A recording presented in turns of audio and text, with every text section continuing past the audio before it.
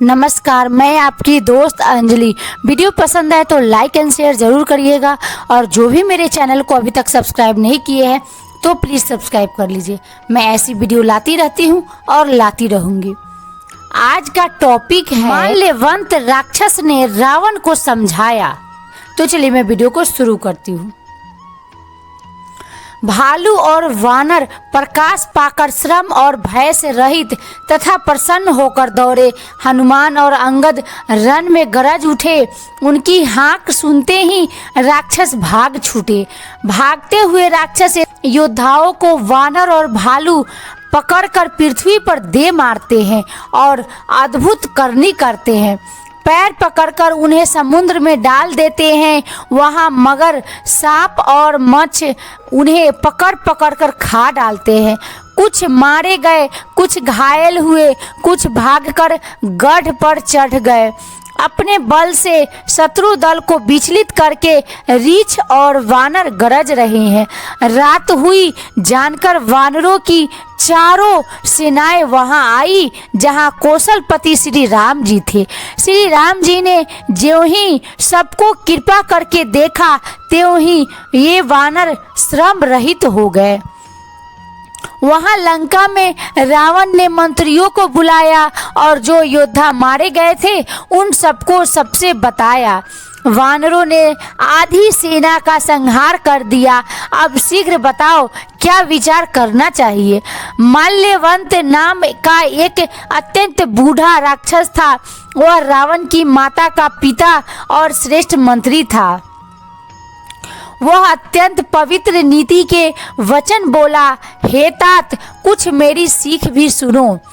जब से तुम सीता को हर लाए हो तब से इतने अपशकुन हो रहे हैं कि जो वर्णन नहीं किया जा सकते।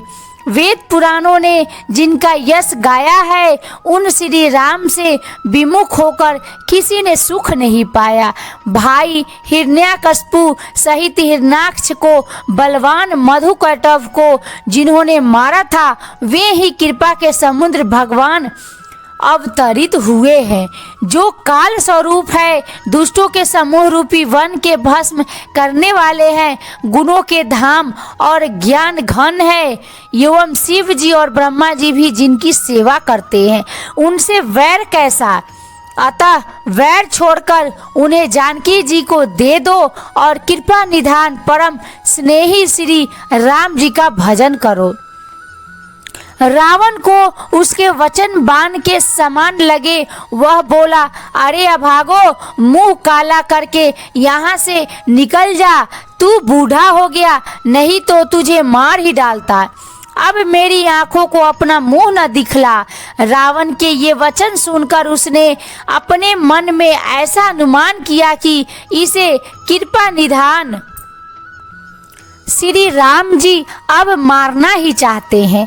वह रावण को दुर्वचन कहता हुआ उठकर चला गया। तब मेघनाद क्रोधपूर्वक बोला, सवेरे मेरी करामात देखना, मैं बहुत कुछ करूँगा। थोड़ा क्या कहूँ।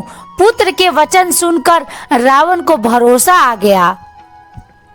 उसने प्रेम के साथ उसे गोद में बैठा लिया। विचार करते करते ही सवेरा हो गया। वानर फिर चारों दरवाजों पर जा लगे। वानरों के क्रोध करके दुर्गम किले को घेर लिया। नगर में बहुत ही कोलाहल मच गया।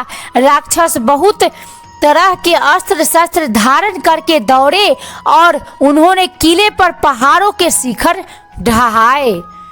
उन्होंने पर्वतों के करोड़ों शिखर ढाए। अनेक प्रकार से गोले चलने लगे। वे गोले ऐसा गहराते हैं जैसे वज्रपात हुआ हो और योद्धा ऐसे गरजते हैं मानो प्रलय काल के बादल हो। विकट वानर योद्धा भीरते हैं, कट जाते हैं, उनके शरीर जर्जर हो जाते हैं, तब भी वे लौटते नहीं, हिम्मत नहीं हारते। वे पहाड़ उठाकर उसे किले पर फेंकते हैं।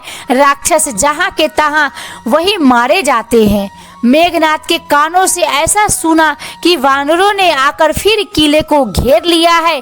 तब वह वीर किले से उतरा और डंका बजाकर उनके सामने चला। आई होप वीडियो पसंद आई होगी। पसंद आए तो ज़्यादा से ज़्यादा शेयर करें और कमेंट करें। तब तक के लिए खुश रहिए, खुशियाँ बांटते रहिए। राम जी आप सबको सदा खुश रखेंगे।